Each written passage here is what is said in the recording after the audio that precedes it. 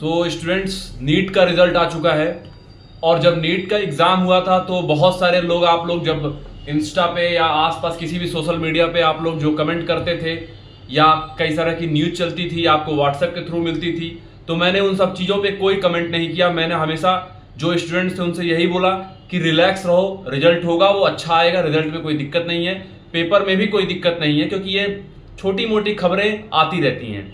लेकिन जिस हिसाब से नीट का रिजल्ट आया, चुनाव के जो काउंटिंग का दिन था उस दिन नीट का रिजल्ट आया, तो इससे एक बहुत बड़ा मैसेज, एक गलत मैसेज जो है पूरे थ्रू आउट द इंडिया के जो नीट के आप स्टूडेंट थे उनके बीच में गया कि भैया जो रिजल्ट एक हफ्ते बाद आना था वो इतना जल्दी कैसे आ गया। डाउट नंबर 1 जो यहां पर लोगों को हो रहा है वो ये हो रहा है। दूसरा, ये अभी तक के इतिहास का, देखिए मैं पिछले 4-5 सालों से इस पे बातें नहीं कर रहा हूं, क्योंकि मैं क्या चाहता हूं कि मेरा स्टूडेंट किसी भी बवाल में शामिल ना हो, उसका पढ़ाई पे फोकस रहे, वो किसी बवाल में शामिल ना हो। लेकिन ये जो न्यूज एजेंसियां हैं, आप मेरा अगर 2-3 साल पुराना चैनल का आप देखोगे, इस पे वीडियो मैंने एनटीए को लेकर तमाम वीडियोस बनाए थे। मैं थक चुका हूं उन वीडियो को बना बना के, 2020 में 2021 में इन सब चीजों को बना बना के थक चुका हूं। इसीलिए मैंने 2-3 सालों से सब बात नहीं की थी सब चीजों पे। लेकिन आज मैं बोलना चाहता हूं कि ये जो एजेंसियां हैं, इन्होंने पेपर के लेवल को, सबसे बड़ा मैं आपको बता रहा हूं, मैं पिछले 12 साल से इस फील्ड में हूं। अपने पढ़ाई और अपने पढ़ाने के पूरे जो पेपर को मैंने देखा है, इस 12 साल के पूरे मेरे खुद के कैरियर में मैंने इससे इजीएस्ट पेपर नहीं देखा है। ये पेपर के लेवल को किस गर्त में, किस समुद्र के किस लहर में अंदर ले जाना चाहते हैं, मुझे इसके बारे में कोई जानकारी नहीं है। क्या करना चाहते हैं पेपर के बारे में, स्टूडेंट के किन साइकोलॉजी के साथ खेलना चाहते हैं, क्या हो रहा है क्या नहीं हो रहा है, इसका कोई अंदाजा नहीं है। कितना लो लेवल का पेपर बन रहा है। कट ऑफ 650 नंबर, 654 656 नंबर का मतलब होता है उसको टॉपर कैटेगरी में हम लोग कंसीडर करते थे। जो स्टूडेंट 656 जो है स्कोर करते थे, आज के टाइम में वो मिनिमम कट ऑफ है। ये मजाक है, ये बहुत बड़ा मजाक हो रहा है।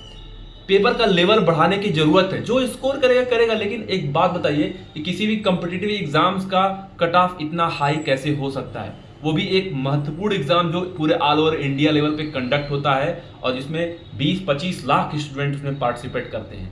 ना सीट की कोई कमी नहीं है, पढ़ने वाले बच्चों की कोई कमी नहीं है। लेकिन जो 640, 630, 600, जो पहले बच्चा जो 600 पे सेलेक्ट हो जाता था, आज 650 पे अपने आप को फेलियर मान रहा है, उसके लिए एक बहुत बड़ा क्वेश्चन है। दूसरा, एक बात और बोलना चाहूंगा कि एक क्राइटेरिया बनाया गया रैंकिंग का। आप सबको सारी न्यूज़ पता है, मैं न्यूज़ के बारे में बात नहीं करूंगा कि 720 में 720 67 लोग पाए हैं, एक ही सेंटर से 6 लोग आए हैं, जो ये पूरी जो मिसलीडिंग हुई है। सबसे बड़ा एक क्वेश्चन जो है एनटीए के लिए वो ये है कि यहाँ पर जो एनटीए है, इसने एक क्राइटेरिया बनाया है रैंकिंग करने का, क्योंकि एक ही नंबर पे बहुत सारे बच्चे कंसीडर किए जा रहे हैं। गलती उनकी भी नहीं, जनसंख्या भी बढ़ रही है, 25 लाख बच्चे एग्जाम दे रहे हैं, रैंकिंग डिसाइड करना है तो उसी तरीके से होगा। लेकिन एक क्राइटेरिया जो बनाया गया है उसके बारे में मैं बात करूंगा, और वो क्राइटेरिया है कि जिसने जल्दी फॉर्म भरा। नीट का जब फॉर्म आया था जैन फैब में, तो जिसने जल्दी फॉर्म भरा, जिसने जितना जल्दी फॉर्म भरा उसको उतना अच्छा रैंक दिया गया सेम नंबर पे।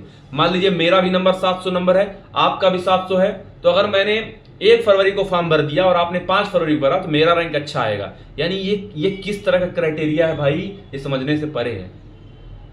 जनरल रैंकिंग मान लीजिए 50 सीटें हैं एम्स दिल्ली में, एक ही नंबर पे 100 बच्चे आ गए हैं, 67 बच्चे आ गए हैं, सेम नंबर पाने वाला एम्स दिल्ली पहुंच जाएगा और उसी नंबर पे रहने वाला दूसरा स्टूडेंट पता नहीं कौन से एम्स में जाएगा, पता नहीं कौन से कॉलेज में जाएगा। यानी सोचिए आप, एक ही नंबर पे कितना ये बुरा हो रहा है। तो ये रिजल्ट पे मेरी आवाज जरूर है, लेकिन जो बच्चे अभी री नीट के बारे में सोच रहे हैं या जो पिटीशन दायर हो रहे हैं, धीरे धीरे होना भी चाहिए, उनके बारे में स्टूडेंट्स को लेकर एक यही बात कहूंगा कि अगर इस बीच में झगड़े में, बवाल में आप अपने अगर शामिल किए हुए तो लेकिन अपना पढ़ाई मत भूलना। अगर री नीट होता है, पता चला कि आप बवाल में रह गए और री नीट भी हो गया, उसमें भी आप कुछ नहीं कर पाए। तो मैं ये मैसेज जो है वो स्टूडेंट्स के लिए है कि आप री नीट हो या ना हो, आपके पास अगर टाइम है तो आप पढ़ाई स्टार्ट कर दो। नेक्स्ट ईयर का नहीं, 2 महीने का मान, क्योंकि री नीट अगर होता भी है तो वो 2 महीने उसको लगेंगे टाइम होने में, वो सितंबर तक होगा, अगस्त सितंबर, तो 2-3 महीना जो टाइम मिलेगा, पता चला कि आप बवाल में रह गए और जिसको मजे मार रहे थे वो मजे मार लिया। तो इसलिए थोड़ा सा ध्यान में रखकर आप अपना काम शुरू कर दीजिए। 2 महीने का टाइम है।